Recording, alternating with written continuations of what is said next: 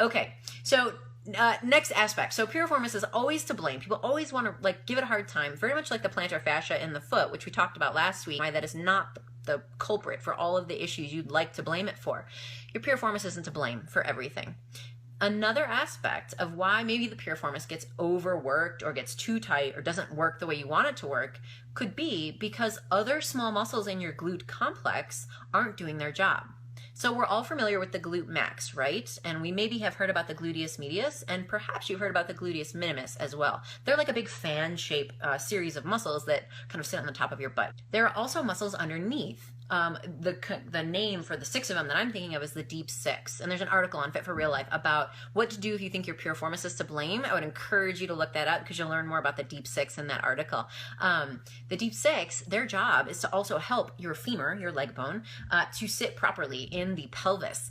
And when it does that, everything works really well. But when those muscles don't get to do their job and keep the femur coming up here, sitting well inside the hip socket, which is part of the pelvis, things go a little haywire. And you start having stability issues in your hips, and you start having weakness in your glutes. And as you may have experienced, as someone who, if you are quad dominant, you start having other muscles try to help out for what the glutes should be able to do on their own. Because again, your body always wants to support you. If the glute muscles aren't going to be able to do it, your body will just go elsewhere to make that happen. Okay, so that brings us to another thing. Hip extension. So when we walk or when we run or do many things in fitness and movement, our goal is to have great hip extension, which means swinging your leg out behind you, okay?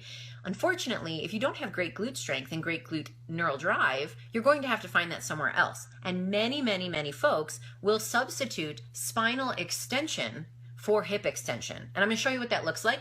So hip extension should be when I swing back. If I don't have the capacity to do it from my glutes, I'm going to do it from my low back.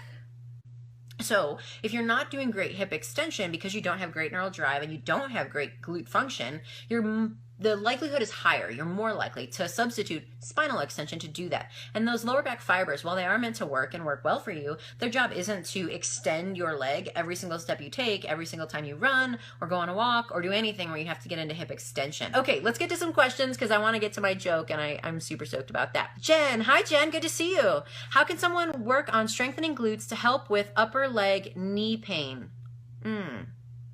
Well, my question would be why you have upper leg knee pain. That might require like doing some like movement evaluation stuff to see like why that's happening. But upper leg knee pain, that makes me feel like quads are doing a whole bunch of work that they shouldn't be doing. So then my next questions would be, what are you doing? Like, are you running a lot? Are you hiking a lot? Are you doing step aerobics a lot? Are you like lunging a lot? Are you a power lifter?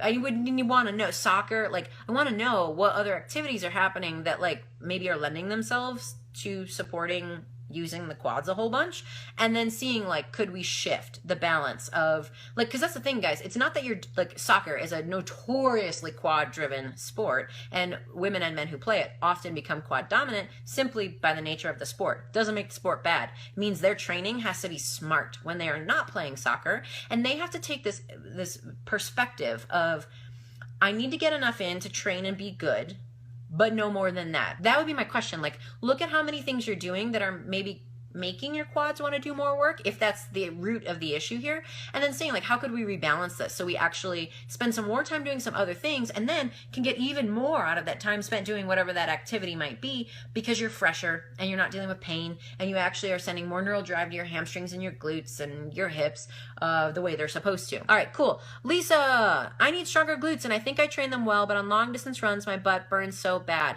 Like piriformis pain, that would be my question, because it may be a sense of like, it could be so many things as to why like a muscle is burning.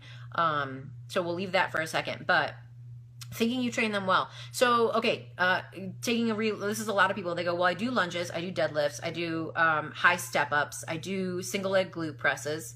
Cool, all those rock. First, do you have control of your hip joint and your knee joint? Since those are the two major factors that are going to be influencing things happening around your butt. Do you have control of them?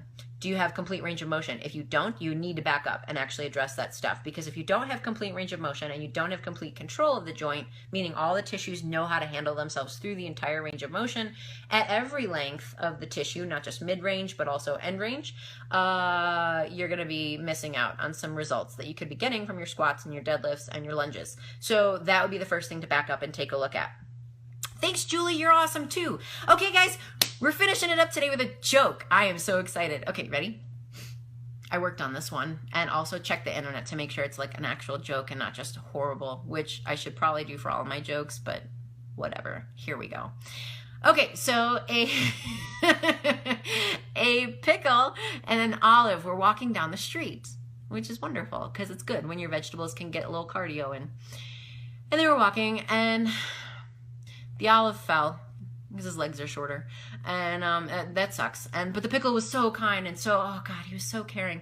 The pickle squatted down right away and was like, oh my God, are you okay? Oh my God. And the olive looked up and he said, I'll live.